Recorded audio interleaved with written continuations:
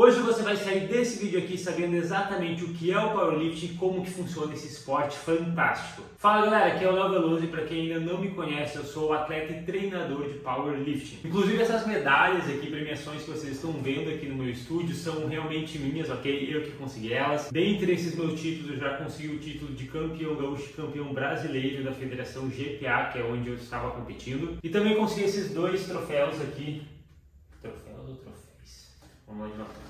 E também consegui essas duas premiações aqui que vocês estão vendo, que são referente à melhor equipe da competição. Campeonato Gaúcho e Campeonato Brasileiro. Então, como eu disse, eu também treino atletas e a gente conseguiu junto essas premiações. Outra coisa também que eu acho interessante é isso aqui. Eu tenho um certificado, tá, de uma competição que eu fiz na Argentina, né, que era o Ibero-Americano. Então, é só para mostrar para vocês que eu também tenho uma experiência internacional. Isso tudo que eu tô falando não é para me gabar, para ego, alguma coisa assim. Eu não tô querendo me aparecer. Eu só tô querendo mostrar, introduzir o vídeo dessa maneira para que você entenda que o que eu quero falar aqui é sobre um esporte que eu realmente amo, que eu realmente gosto muito de praticar. Eu fico muito, mas muito contente mesmo de você ter interesse em conhecer esse esporte, que na minha visão tem que ser mais visto, tem que aparecer mais pessoas têm que se envolver nele, porque realmente é fantástico. Mas antes da gente começar aqui, só mais um aviso super rápido. Eu estou com vagas abertas na minha consultoria online, então se de repente você tem interesse em me contratar como seu treinador, seja para powerlifting ou então mais focado em estética, hipertrofia, emagrecimento e tal, é só acessar o link na descrição. Bora lá então, o que é powerlifting? O powerlifting é um esporte que se concentra em três principais levantamentos. O objetivo é levantar o máximo possível de peso para uma única repetição nesses três levantamentos, que são agachamento, supino e levantamento terra. Sobre o agachamento, a gente chama eles de squat. Seria o termo em inglês, né? Nada mais é do que aquele exercício que você provavelmente já fez na academia ou já viu alguém fazendo, que é o agachamento livre com a barra nas costas. Mas não é só chegar lá e fazer de qualquer jeito, tá? Existem algumas regras, algumas normas, digamos assim, para o movimento ser válido. Dentre eles, o principal, né, que realmente determina ali um agachamento competitivo, o agachamento mais presente realmente no powerlifting, o estilo powerlifting, é que tem que quebrar a paralela que a gente fala. Então eu vou pedir para o editor colocar uma imagem na tela, mas basicamente é o quê? Aquele ossinho ali no topo do seu quadril tem que estar abaixo da linha do joelho. Isso é o que a gente considera uma profundidade, uma amplitude válida do powerlifting. Aqui a gente já começa, por exemplo, a desmistificar algumas coisas, né? Que muita gente acha que atleta de força, powerlifting, só socar peso e fazer de qualquer jeito. Não, olha só, tem que ter uma amplitude muito alta, muito maior do que a grande maioria das pessoas estão acostumadas a fazer na academia para realmente fazer uma boa competição. Normalmente também os atletas de powerlifting, que a gente chama, né, os powerlifters, fazem um uso de uma técnica um pouco diferente no agachamento. A gente costuma, mas isso não é regra, ok? Mas normalmente a gente costuma apoiar a barra um pouco mais abaixo do nosso trapézio, que nós chamamos de low bar. Essa variação para a maioria das pessoas permite levantar cargas maiores, então faz mais sentido para o nosso esporte. Além disso, nós também costumamos utilizar alguns equipamentos, como por exemplo o cinturão e uma joelheira ou uma faixa de joelho, dependendo da modalidade, dependendo da preferência do indivíduo. Esses equipamentos acabam contribuindo sim para a nossa performance, mas também pela questão de segurança e tal, uma sensação de proteção. Agora vamos falar do bench press, que é o termo em inglês para o nosso supino reto,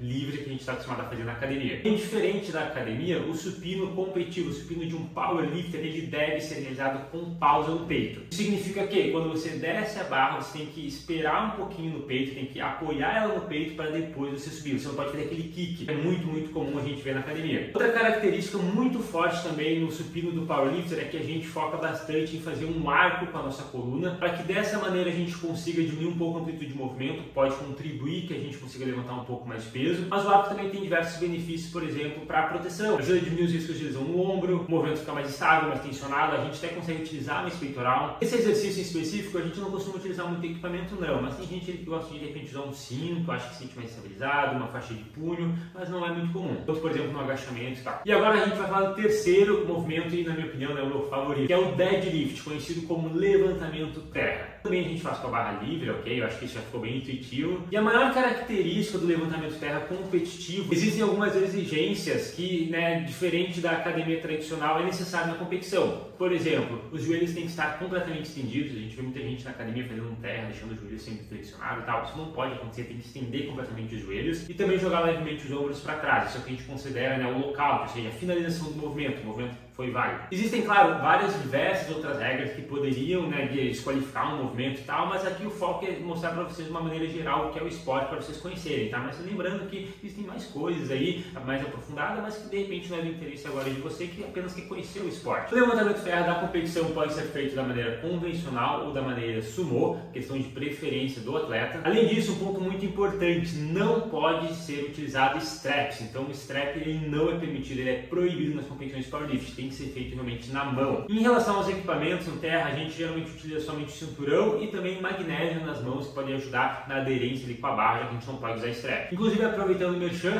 tem aqui alguns magnésios que eu tenho exposto aqui no meu estúdio, que são os magnésios da Fortline, que na minha visão são os melhores magnésios do mercado, melhor custo-benefício, e eu tenho um cupom exclusivo para vocês. Então o link também vai estar na descrição se você quiser comprar um magnésio, utilizando o cupom LEO10 para 10% de desconto. Agora a gente vai começar a falar sobre a competição em si. Primeiramente, existem categorias, masculina, feminina, e também divididas em peso corporal e idade. Então você, por exemplo, se for competir, você vai entrar em uma categoria específica de acordo com o seu peso corporal, com a sua idade, etc. Cada atleta tem direito a 3 tentativas por levantamento, é assim que funciona a dinâmica da competição. Então, por exemplo, o primeiro movimento que a gente faz na competição é o agachamento, depois o supino e depois o terra. Então, primeiro você vai tentar 3 tentativas de agachamento, 3 tentativas de supino, 3 tentativas de terra. Cada tentativa é avaliada por 3 árbitros, que vão justamente avaliar se o movimento é válido. Lembra que a gente estava falando que tem algumas regras para realmente validar o movimento? Pois é, quem decide isso são os árbitros. Esses juízes também dão comandos para você realizar o movimento. No agachamento a gente tem 2 comandos. Quando você vai lá, você vai pegar a barra, você vai sacar a barra, você só vai poder descer, ou seja, fazer o agachamento quando o árbitro mandar você agachar. Feito isso, você só vai poder guardar a barra depois do suporte quando ele mandar você guardar. Então tem 2 comandos, se você de repente não esperar o árbitro dar um deles, você invalida o movimento. O supino já é um pouco mais complexo em relação aos comandos, tem 3 comandos no total. Após você sacar a barra, você vai ter um comando para descer, ou seja, uma autorização para você descer a barra. Você vai ter daí um comando para subir, ou seja, você vai ter que fazer a pausa e você só sobe a barra quando o árbitro manda, e depois mais um comando para guardar a barra no suporte. Então, por exemplo, você foi lá, fez tudo certo e não esperou o árbitro mandar você guardar a barra, você guardou antes, invalida o movimento. Já o terra é muito mais tranquilo, praticamente só tem um comando, que é o comando de você descer. Então você vai lá, pega a barra no seu tempo, se concentrando, faz o movimento. Quando você faz ali o lockout que a gente conversou anteriormente, o árbitro vai mandar você descer e você pode descer a barra. Lembrando que você não pode largar, né, abrir a mão, deixar a barra cair, não, você tem que conduzir ela até o chão. O resultado da competição é a soma da melhor tentativa válida por levantamento. Por exemplo, você fez 3 tentativas, que a gente chama de pedidas, né? Ou seja, 3 pedidas de agachamento, 3 supino e 3 terra. Vamos supor que você validou todas elas. A gente vai considerar então apenas a mais pesada. Por exemplo, você fez 100 kg no agachamento, 50 kg no supino e 150 kg no terra. Então o seu resultado foi 300 kg, você soma tudo isso. É o que a gente chama de total. Então o campeão vai ser quem tiver um total maior daquela categoria. O segundo colocado vai ser o segundo com o melhor total daquela categoria e assim vai sucessivamente. Então uma das coisas que acontece muito no powerlifting, e eu acho pessoalmente até que legal, é o que? Às vezes vai ter uma pessoa que é muito forte de agachamento, mas de repente ela não é tão forte de supino e terra ou alguma coisa assim. E aí o que conta realmente é a soma total. Ou seja, é o conjunto do atleta, ele ser relativamente bom em tudo, ou pelo menos tentar. E 2 detalhes importantes, tá? Que eu não sabia exatamente onde encaixar aqui no vídeo, mas eu quero passar essa informação para vocês. Primeiro, a gente sempre faz um aquecimento nas competições, tá? Então você geralmente tem ali cerca de 30, 40 minutos para aquecer, por exemplo, para agachamento, aí você vai lá e faz os pedidos do agachamento. Depois você aquece no supino, faz o supino. Então tem sim um aquecimento, tá, galera? E outra coisa também muito importante, todo atleta deve obrigatoriamente utilizar como se fosse um uniforme, que a gente chama de singlet, ou seja, um macaquinho. Vou pedir para o editor colocar aí na tela, então é obrigatória a utilização desse equipamento para você competir. Quando eu digo equipamento, não é que ele ajude na força ou algo assim, tá? Ele não ajuda. É só para ter um padrão e principalmente o árbitro conseguir visualizar melhor o movimento. Imagina se eu vou lá e faço um agachamento com calça de moletom, uma camiseta super larga, vai dificultar, né, a visibilidade, por exemplo, da amplitude, a visibilidade do joelho estendido, por exemplo, num terra e tal, no próprio agachamento, dependendo da pessoa com bermuda larga, algo assim, então não funciona, né? Então, para realmente padronizar e ficar mais fácil para os árbitros, ficar uma competição mais clean,